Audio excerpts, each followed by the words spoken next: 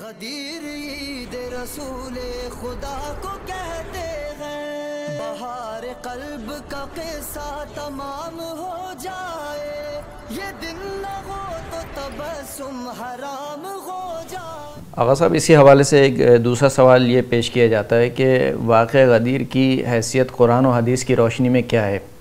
آیا قرآن و حدیث کی روشنی سے واقعہ ثابت ہے یا ثابت نہیں ہے؟ واقعہ غدیر قرآن مجید میں موجود ہے اور احادیث متواترہ میں بھی موجود ہے، سنی شیعہ کتابوں میں۔ پہلے آئیے قرآن مجید میں، اللہ تعالیٰ نے سورہ مائدہ آیت نمبر 67 میں ارشاد فرمایا ہے کہ یا ایھا الرسول بلغ ما انزل الیک من ربک وَإِن لَّمْ تَفْعَلْ فَمَا بَلَّغْتَ رِسَالَتَهُ وَاللَّهُ يَعْصِمُكَ مِنَ النَّاسِ۔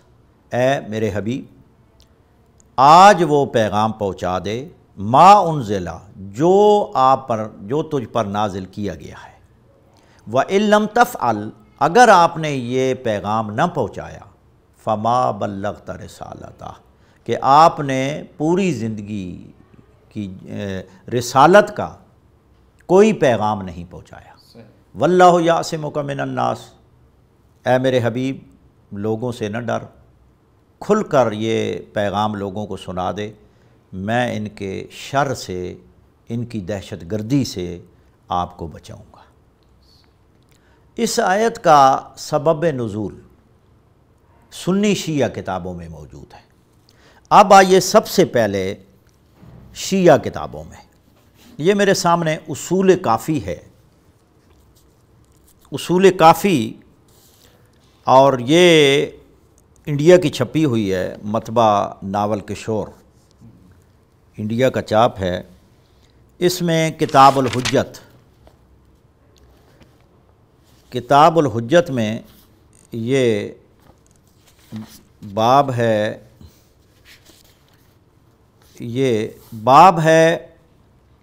ما نص اللہ ورسولہ علی الائمۃ علیہم السلام واحداً فواحدہ، یعنی ہر امام پر نص صریح جو حضور نے فرمائی ہے اور اللہ تعالیٰ نے نص فرمائی ہے۔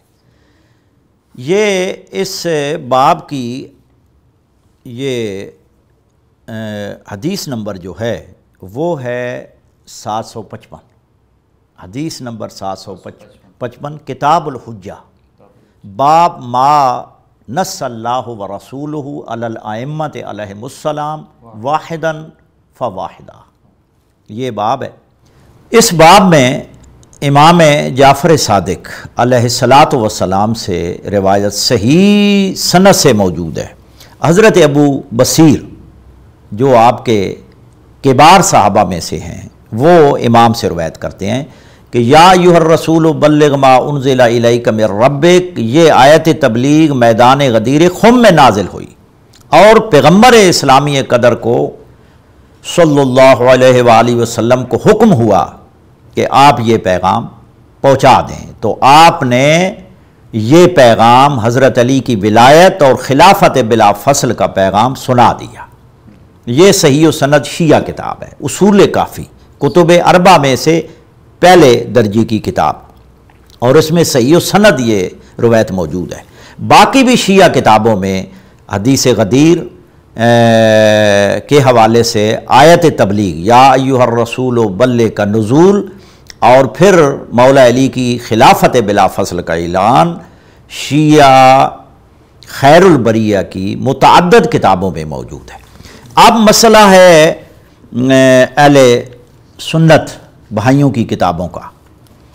یہ میرے سامنے کتاب ہے تاریخ دمشق ابن عساکر، یہ تاریخ دمشق ابن عساکر کی 42ویں جلد ہے۔ اس میں یہ صفحہ نمبر ہے 237، اور یہ حدیث بالکل اسنادی طور پہ صحیح ہے، سندن صحیح ہے یہ روایت۔ اس میں سلسلہ سند بھی موجود ہے، اور یہ اصول حدیث کے تحت، یعنی اصول حدیث کے مطابق یہ حسن درجے کی روایت ہے۔ روایت یہ ہے کہ حضرت ابو سعید خدری رضی اللہ تعالی عنہ سے عطیہ روایت کرتے ہیں۔ عطیہ کی توثیق پہ میرے پاس 60 کتابوں کے حوالے موجود ہیں عطیہ بن سعد عوفی کی توثیق پر، اور جو اس پر جرح کی جاتی ہے وہ یہ کی جاتی ہے کہ بعض تو کہتے ہیں ضعیف ہے اور بعض کہتے ہیں کہ ثقہ ہے، لیکن جو بڑی جرح ہے وہ یہ ہے کہ یہ تدلیس کرتا ہے، یعنی یہ محمد بن صائب قلبی کی کنیت اس نے ابو سعید خدری رکھی ہوئی ہے، لہٰذا جب بھی یہ ابو سعید خدری کے حوالے سے روایت کرے گا تو گویا کہ یہ ابو سعید خدری وہ صحابی نہیں ہے، یہاں وہ محمد بن صائب قلبی ہے جو ہمارے نزدیک کذاب ہے۔ یہ سنی بھائیوں کا اعتراض ہے۔ اس حوالے سے یہ تدلیس بالکل ثابت نہیں ہے۔ شرح علل ترمذی ابن رجب حملی نے یہ کہا ہے کہ اس کا واحد راوی کہ وہ محمد بن صائب قلبی ہے۔ محمد بن صائب قلبی کہتا ہے کہ عطیہ نے میری کنیت قنانی ابا سعید قنانی عطیہ تو ابا سعید، یعنی ابو سعید کنیت میری عطیہ نے رکھی ہوئی ہے، واحد یہ راوی ہے، اور یہ اہل سنت کے ہاں کذاب ہے۔ تو اس لیے امام رجب حملی کہتے ہیں کہ لا یعتمد علیہ ما یروی ہے، لہذا جو بھی محمد بن صائب قلبی سے روایت نقل ہوگی اس پر اعتماد نہیں کیا جائے گا، تو لہذا وہ تو کذاب ہے آپ کے نزدیک، تو لہذا یہ تدلیس والا مسئلہ بھی ختم ہو گیا ہے۔ اس کا اور دوسرا راوی کوئی بھی نہیں ہے کہ جو یہ کہے کہ عطیہ عوفی محمد بن صائب کے نام سے، یعنی اس کا نام استعمال کر کے ابو سعید خدری کا نام یعنی لیتا ہے، یہ کسی اور محدث نے، کسی راوی نے، کسی آپ کے یعنی اکابر محدثین نے کسی نے نہیں کہا، لہٰذا اس کی توثیق بھی موجود ہے۔ باقی تمام راوی سچے ہیں اور لہٰذا یہ حسن درجے کی روایت ہے۔ حضرت ابو سعید خدری فرماتے ہیں کہ نازلت هذه الآیت یا ایھا الرسول بلغ ما انزل الیک من ربک علی رسول اللہ صلی اللہ علیہ وسلم یوم غدیر خم فی علی ابن ابی طالب۔ یہ آیت جو ہے اس کا نزول صحیح سند کے ساتھ شیعہ کی بنیادی کتاب سے ثابت ہو گیا، اور سنی بھائیوں کی بنیادی کتاب تاریخ دمشق ابن عساکر صحیح سند کے ساتھ یہ روایت موجود ہے کہ جو اس بات پر دلالت کرتی ہے کہ یا ایھا الرسول بلغ ما انزل الیک من ربک کا نزول جو ہے وہ میدان غدیر خم میں ہوا ہے۔ تو جب یہ اعلان ہوا تو پیغمبر اسلام نے تمام صحابہ کرام کو بلایا، جو آگے جا رہے تھے، جو پیچھے تھے، سب کو اکٹھا کیا، اور یہ واقعہ ہر مسلمان بچہ بڑا بوڑھا سب جانتا ہے واقعہ غدیر خم کا، اس کی وضاحت کرنے کی ضرورت نہیں ہے، یہ تحصیل حاصل ہے۔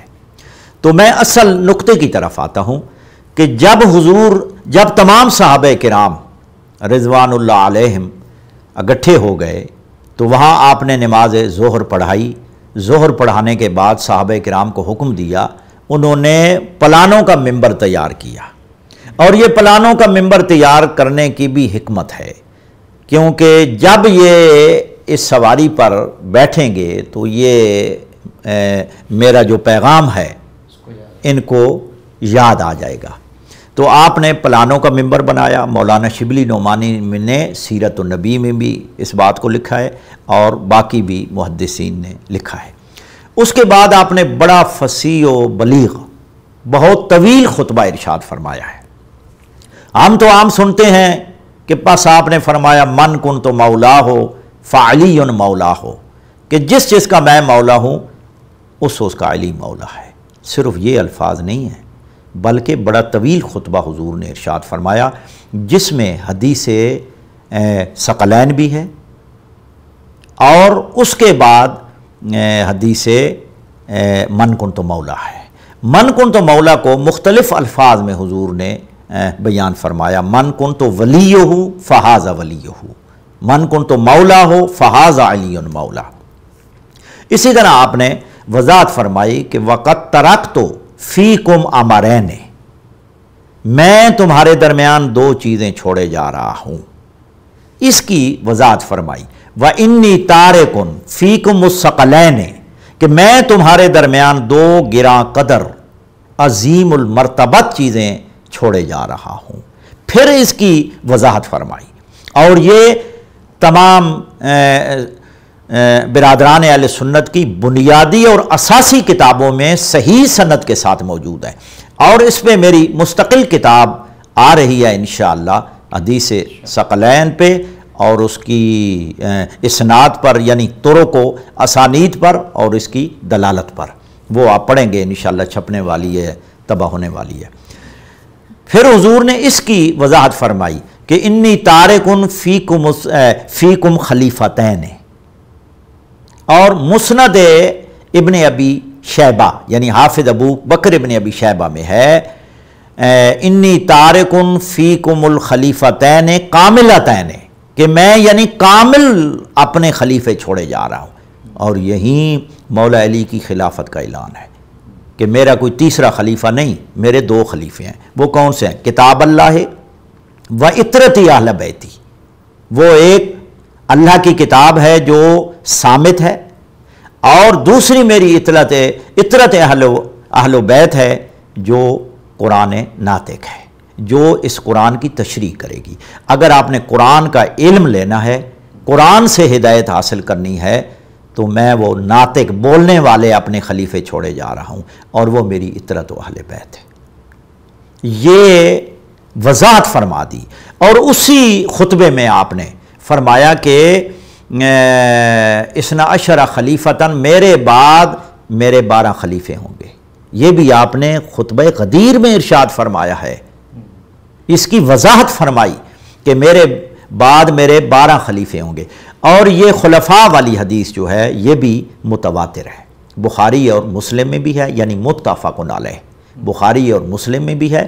اس کے بعد جتنی بھی تواتر پر حدیثیں موجود ہیں، یہ میرے سامنے کتابیں پڑھی ہیں، علامہ سیوطی کی پڑھی ہے، علامہ قطانی کی پڑھی ہے، نظم المتناصر فی الحدیث المتواتر، اور علامہ سیوطی کی بھی پڑھی ہے۔ انہوں نے بھی اس کو لکھا ہے کہ اثنا عشر یعنی میرے 12 خلیفے ہوں گے جن سے میرا دین قائم و دائم رہے گا۔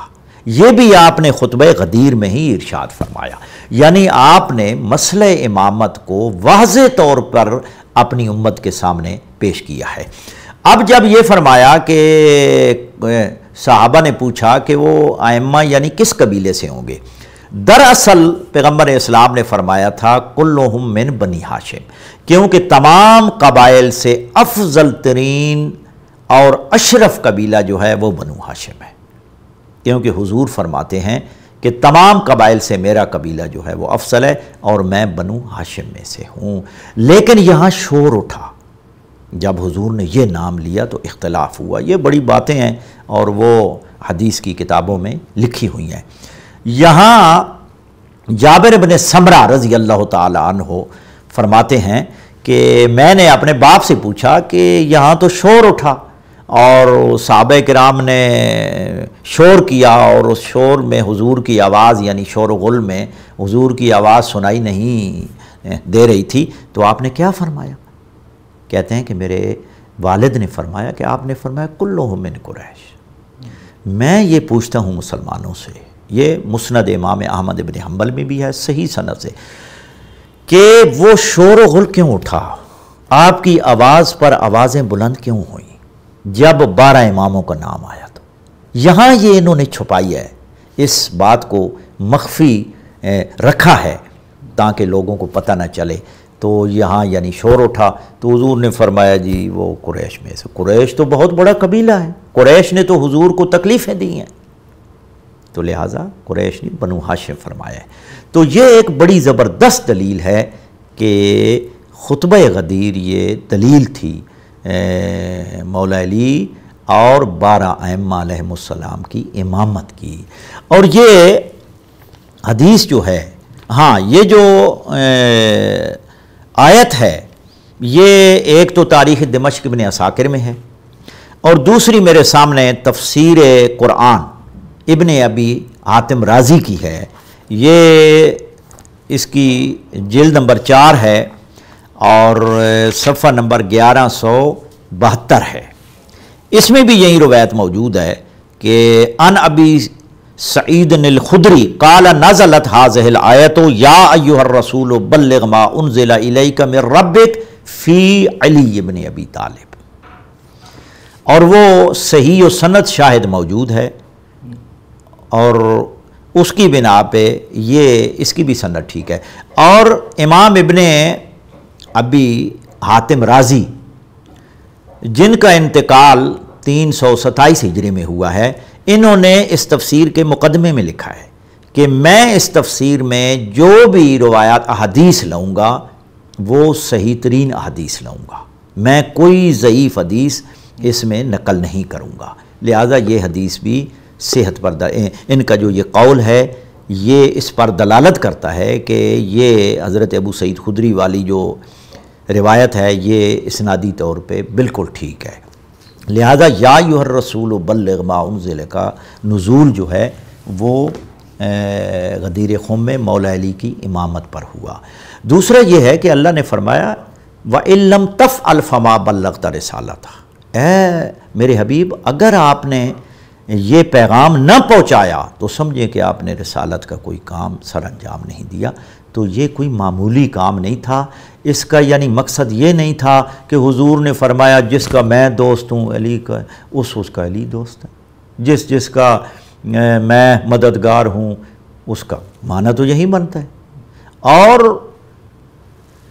علماء کرام، اور مجھے تعجب ہوتا ہے، علماء کرام کہتے ہیں جی مولا کا معنی یہاں دوست ہے، بعض کہتے ہیں جی مددگار ہے، تو پھر بس حضور نے یہی فرمانا تھا کہ جس کا میں دوست ہوں اس کا علی دوست ہے، بس وہ یہ کوئی اہم کام تھا، کوئی بنیادی اور اساسی کام تھا کہ اللہ تعالیٰ کا لہجہ دیکھیں، یعنی اس آیت مبارکہ کا متن دیکھیں کہ اگر آپ نے یہ نہ پہنچایا تو سمجھیں کہ میں نے رسالت کا کوئی کام نہیں کیا۔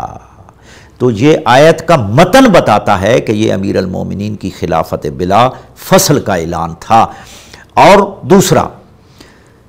دوسرے حدیث ثقلین ہے، یہ سنی شیعہ کتابوں میں موجود ہے۔ یہ میرے سامنے السنن الکبریٰ امام نسائی کی ہے، اس کے علاوہ اور بھی 20 کتابوں میں یہ موجود ہے کہ پیغمبر اکرم صلی اللہ علیہ وسلم جو خطبہ دیا، حضرت زید ابن ارقم رضی اللہ تعالی عنہ سے روایت ہے، کہتے ہیں لما رجع رسول اللہ عن حجۃ الوداع ونزل غدیر خم امر بدوحات فقممنا ثم قال، آگے پھر آپ نے ارشاد فرمایا انی قد ترکت فیکم الثقلین احدہما اکبر من الآخر کتاب اللہ و اطرتی اہل بیتی، یہ میں دونوں چیزیں چھوڑے جا رہا ہوں۔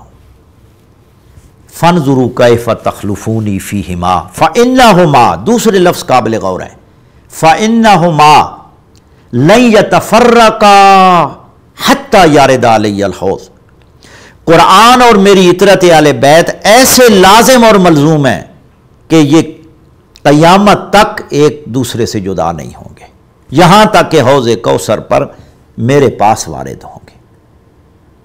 یعنی اس سے تو اطرت اہل بیت کی عصمت ثابت ہوتی ہے کہ جس کے ساتھ قرآن ہو اور وہ قرآن کے ساتھ ہوں اور قرآن ان سے جدا نہ ہو تو ان کا ہر فعل، ہر اقدام، اٹھنا بیٹھنا، حرکات و سکنات سب قرآن کے مطابق ہوں گی، اور جب ان کا ہر فعل قرآن کے مطابق ہوگا تو اسی کو تو عصمت کہتے ہیں. تو لہذا اس سے عصمت ثابت ہوتی ہے. اسی طرح ملا معین ٹھٹوی رحمہ اللہ شاہ ولی اللہ محدث دہلوی کے شاگرد ہیں. شاہ ولی اللہ محدث دہلوی کے مکتوبات اب وہ لاہور سے چھپے ہیں نادر مکتوبات کے نام سے.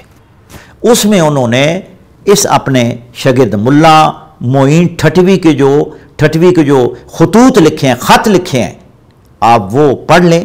جو شاہ ولی اللہ محدث دہلوی نے ان کو جن القاب سے یاد کیا ہے وہ پڑھنے سے پتہ چلتا ہے کہ یہ اپنے زمانے کے بڑے بڑے یعنی اکابر علماء میں سے تھے کہ جنہیں شاہ ولی اللہ محدث دہلوی جیسا عالم اتنے یعنی القاب سے نواز رہا ہے، حالانکہ وہ ان کے شاگرد ہیں. ملا معین ٹھٹوی نے دراسات اللبیب، میرے پاس دار السلطنت لاہور کا پہلا ایڈیشن بھی موجود ہے، اور دوسرا جو سندھ ادبی بورڈ والوں نے شائع کیا حیدرآباد سے، سندھ سے چھپا ہے، جس کا حاشیہ اور جس کی تحقیق مولانا عبد الرشید نعمانی نے کی ہے، وہ بھی میرے پاس نسخہ موجود ہے. انہوں نے حدیث ثقلین لکھنے کے بعد نیچے لکھا ہے کہ یہ حدیث ثقلین دلالت کرتی ہے کہ ائمہ اثنا عشر کیونکہ اس کے حقیقی مصداق ہیں وہ معصوم ہیں، کیونکہ لن یتفرقا ہرگز یہ جدا نہیں ہوں گے دونوں ایک دوسرے سے. یہ بین دلیل ہے ان کے معصوم ہونے کی. اس لیے سنی بہت سے علماء نے ائمہ اہل بیت کو معصوم قرار دیا ہے، جس کے میں یعنی دلائل پہلے دے چکا ہوں. اسی طرح یہ حدیث ثقلین بھی اس پر یعنی دلالت کرتی ہے کہ اس سے مراد خلافت بلا فصل ہے، مولا علی کی خلافت مراد ہے اور امامت مراد ہے. اور اس حدیث کو سنی شیعہ کتابوں میں موجود ہے، صحیح سندوں کے ساتھ، صحیح طرق و اسانید کے ساتھ. بہت شکریہ.